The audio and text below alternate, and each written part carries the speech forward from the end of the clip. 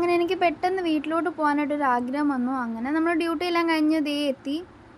Train ഇറങ്ങി, അമ്മയെ വിളിച്ചു. അങ്ങനെ അമ്മ വിളിക്കാൻ വന്നു. അപ്പോൾ പിന്നെ ദിയയ്ക്ക് ട്യൂഷൻ കഴിഞ്ഞ് ദിയ അവിടെ വെയിറ്റ് ചെയ്യുമായിരുന്നു. സോ നമ്മൾ ദിയയൊക്കെ വിളിച്ച് അമ്മയുടെ ഓരോ കോപ്രായങ്ങൾ നിങ്ങൾ കാണുന്നുണ്ടല്ലോ അല്ലേ, അതെല്ലാം കഴിഞ്ഞ് വീട്ടിലെത്തി. ഒരു കുളിയൊക്കെ പാസ്സാക്കി. എന്താ ഭയങ്കര വിശപ്പ് എനിക്ക്. അങ്ങനെ എനിക്ക് എന്തെങ്കിലുമൊക്കെ ഫുഡ് ഉണ്ടാക്കി താ എന്ന് പറഞ്ഞു. ഫ്രിഡ്ജ് നോക്കാൻ നേരത്ത് ഒന്നുമില്ല. അങ്ങനെ അമ്മ എനിക്ക് എന്തൊക്കെയോ തട്ടിക്കൂട്ടി ഉണ്ടാക്കി തന്നു. അതെല്ലാം കഴിച്ച് കുറച്ച് സമയത്തേക്ക് എൻ്റെ വിശപ്പൊക്കെ അടങ്ങി. പിന്നെ അത്രയും ദിവസത്തെ വിശേഷങ്ങളും പരാതികളും കുറച്ച് സങ്കടങ്ങളും ചക്കയാണ് ഈ ചക്ക. സോ നമുക്കിത് മുറിക്കാം. ആ പ്ലാവിലെയാണ് ഈ ചക്ക. അങ്ങനെ നമ്മൾ ആ പ്ലാവിലെ ചക്കയെല്ലാം മുറിച്ചു. എല്ലാം ഇല്ല, ഒരു ചക്കയുള്ളായിരുന്നു. പിന്നെ എല്ലാം നമ്മൾ അവിടെ ഇവിടെ എല്ലാം കൊടുത്തു. അങ്ങനെ ആ ചക്കയെല്ലാം മുറിച്ചു കഴിഞ്ഞപ്പോഴത്തേക്കാണ് നമ്മൾ വിചാരിച്ചത് ആ ചക്കയ്ക്ക് എല്ലാം മധുരമില്ല. സോ നമ്മൾ ആ ചക്കയെ വറക്കാമെന്ന് വിചാരിച്ചു. അങ്ങനെ നമ്മൾ വറക്കാൻ പാകത്തിനെല്ലാം മുറിച്ചു.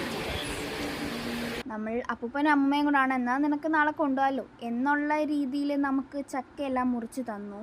അവർ മുറിക്കുന്നു, നമ്മൾ കത്തി വെക്കുന്നു. അവർ മുറിക്കുന്നു, നമ്മൾ കത്തി വെക്കുന്നു. ഇത് തന്നെ അവിടുത്തെ പരിപാടി. ഇടയ്ക്ക് പോയി കൈയിട്ട് തിന്നും. അങ്ങനെ അതെല്ലാം കഴിഞ്ഞ് പിന്നെ കുറച്ച് നേരം നമ്മൾ പാട്ടൊക്കെ പാടി. നമ്മളെ പാടാൻ അവൻ അനുവദിച്ചില്ല. അങ്ങനെ നമ്മൾ പാട്ടൊക്കെ പാടി.